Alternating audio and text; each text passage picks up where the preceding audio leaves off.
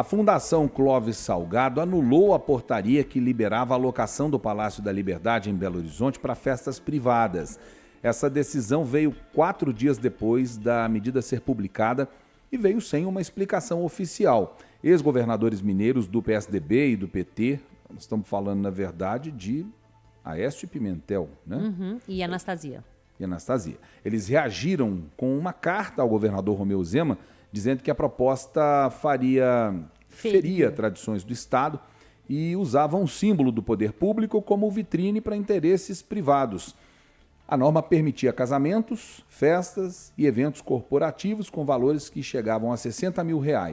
O palácio, que é tombado como patrimônio histórico, segue aberto para visitas e atividades culturais com interesse público.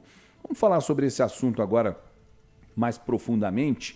E para isso nós convidamos a secretária de Estado de Cultura e Turismo, Bárbara Botega, que está conosco ao vivo aqui nos estúdios da 98 News. Secretária, seja bem-vinda. Boa noite para você. Boa noite, um prazer estar aqui novamente. Explica para a gente esse imbróglio todo, secretário, por que o governo resolveu revogar tão rapidamente nessa portaria que permitiria eventos no Palácio da Liberdade? Permitirá ainda, eu vou explicar assim. Na verdade, eu recém cheguei à pasta e não participei da construção dessa normativa anteriormente pela Fundação Clóvis Salgado, e ela foi publicada no final de semana, e foi quando eu acabei por ter conhecimento da mesma e entendi ali naquele momento que tinha uma incoerência, um detalhe, uma questão que ela deveria ser revista por parte da própria normativa. Então, apesar de ter falado que foi 4 dias depois, como se a norma tivesse sido revogada agora, não, ela foi revogada na própria segunda-feira, que foi o pedido de revogação da norma para uma correção pequena, uma correção pequena mesmo, nos termos da normativa. Então, é importante a gente destacar que isso não aconteceu por causa da carta dos governadores, ou muito antes, pelo contrário. O entendimento ele ainda é pacífico por parte dessa gestão, que é preciso a gente normatizar a questão do uso do Palácio da Liberdade. O governador falou exatamente sobre isso, né? A necessidade de se colocar o Palácio da Liberdade, os equipamentos públicos à disposição para uso da população. Exatamente. O equipamento público é exatamente para ser utilizado pelo público. E acho que quem é de Belo Horizonte tinha ali um mistério há tanto tempo atrás, que ficava olhando pelas grades. Eu própria confesso que na minha infância olhava ali pela gradezinha, né, quando brincando ali na Praça da Liberdade, para entender o que acontecia ali dentro do palácio. E é uma beleza o que a gente tem ali.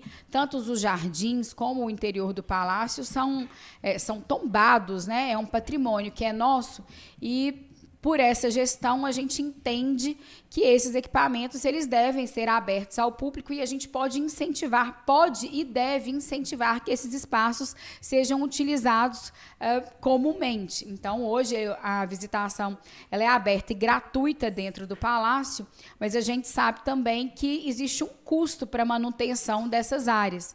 A gente já utiliza o palácio para vários eventos, e é natural que a gente cobre daqueles que estão, de fato, usufruindo. Então, se tem um produtor cultural que quer fazer um projeto dentro do palácio, ele já paga para fazer isso em outros lugares. Inclusive, por exemplo, para fazer na rua, tem que pagar um licenciamento para a prefeitura também. Por que não a gente fazer uma cobrança do uso desse espaço para contribuir para a manutenção do equipamento público e mais pessoas terem acesso a um bem que é nosso, que é do povo mineiro?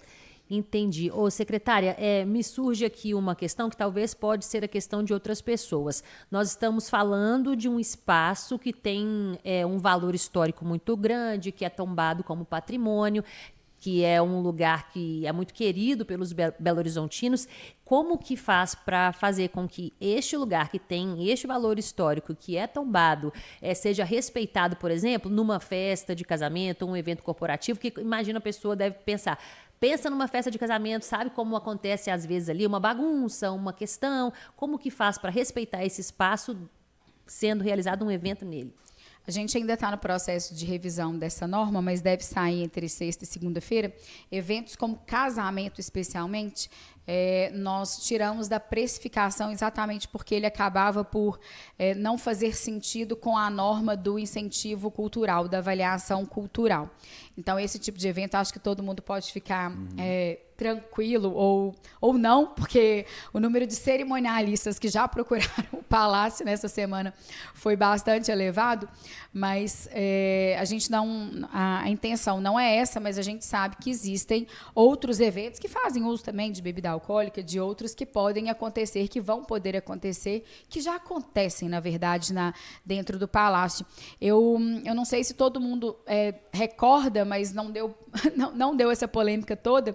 Já tem 2 ou 3 anos que dentro do Palácio, no Carnaval, a gente tem o Palácio do Samba, que traz a velha guarda do samba em todos os dias de Carnaval, com um festival gastronômico de gastronomia de favela, interessantíssimo, super rico, super agradável. A gente tem a festa junina no Palácio. A gente recentemente teve o festival Wai Wine, que era exatamente para a promoção dos vinhos mineiros, já teve evento de café, e todo mundo sai satisfeito e impactado de poder estar ali usufruindo desse momento. E isso acontece, gente, no mundo inteiro. O Palácio de Versalhes é aberto para festas, casamentos, jantares. O Louvre, em Paris, o museu, você consegue fazer esse mesmo tipo de agendamento. Então, o mundo inteiro funciona dessa maneira. O problema é que a gente parece parte do pressuposto que o povo brasileiro é sem educação. De fato, em algumas situações é. Mas se a gente não trabalhar para mudar a percepção até do próprio povo, a história do mercadinho sem o caixa, se não trabalhar, não vai mudar nunca, né, secretária? Exatamente. A gente tem um patrimônio lindíssimo, e a gente não precisa disso lá fora, não. Em São Paulo, o Palácio Bandeirantes, ele também é aberto para esse tipo de situação, e não temos problema. E eu acabei de falar aqui, de lembrar aqui para vocês eventos recentes, vários eventos que as pessoas conseguem e adentram o palácio e têm a oportunidade de vivenciar sem nenhum tipo de histórico de problema. Folia de Reis, eu recomendo fortemente a todo mundo, no dia 6 de janeiro, entender o que vira os arredores da Praça da Liberdade, com o Palácio da Liberdade, com o serviço de comida, inclusive, para milhares de pessoas. Isso acontece já nos últimos 2 ou 3 anos, depois da pandemia, isso acontece. É emocionante, bonito de ver, sem nunca ter nenhum tipo de mácula, nenhum tipo de problema. Então, acho que é uma polêmica desnecessária, mas também uma visão muito diferente, agora, né, endossada pelos ex-governadores, do que é o espaço público, do que a gente espera do patrimônio. A gente, nessa gestão, entende que o patrimônio ele tem que estar vivo, ele tem que estar com as pessoas participando. Então, realmente uma visão um tanto quanto diferente do contexto da situação. Então, como é que está o uso do Palácio das Mangabeiras? O Palácio das Mangabeiras está concessionado e tem uso para eventos dos mais diversos, mediante remuneração, obviamente. Não deu polêmica também lá, não? Deu polêmica, e hoje em dia não deu polêmica, não tem polêmica mais, fala né? Nada. Aquilo ali era residência do governador, e hoje é uma lindeza. Você viver aquele espaço é muito bonito, tem muita coisa que acontece ali. Eu confesso que tenho desejo que mais coisas ainda aconteçam no próprio Palácio das Mangabeiras. Os cônsuls utilizam muito o Palácio das Mangabeiras para algumas reuniões, então a gente consegue muito bem equilibrar todos esses pontos. Muito bem. Você perguntar do carnaval? Você falou? Ah, sim, porque a senhora assumiu agora, então, a pasta, né? Uma responsabilidade muito grande, ainda mais quando a gente fala sobre carnaval aqui em Minas Gerais. E eu queria que a senhora falasse, né, sobre essa expectativa para o carnaval de 2026, que já está chegando, batendo a porta, os blocos já estão se organizando aqui, especificamente em Belo Horizonte, mas a gente entende que a festa aqui em Minas Gerais é muito grande, muito rica e variada, né? Muito grande. Eu já coordenava as ações do Estado de Carnaval, mesmo antes de assumir a Secretaria de Cultura e Turismo, através da comunicação. Fico feliz que espero que em breve o novo, não sei, secretário adjunto de comunicação reforce aí também essa pasta, mas eu já tenho trabalhado nesse assunto há algum tempo, então a gente quer que o Carnaval da Liberdade, né, no estado de Minas Gerais seja novamente um sucesso.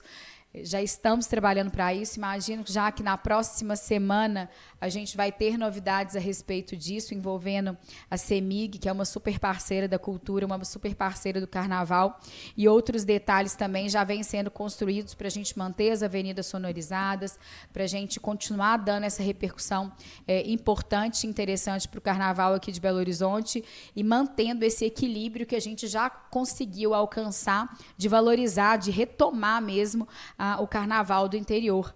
Então, as cidades que têm serão, obviamente, priorizadas sempre as cidades que têm Carnaval no interior também, para a gente conseguir manter esse movimento saudável, como foi já no último ano, de turistas, tanto para a capital quanto para o interior. Até dá a opção, né, da pessoa passar uns dias aqui, uns dias lá, fazer um tour pelo estado que vale a pena demais também, né?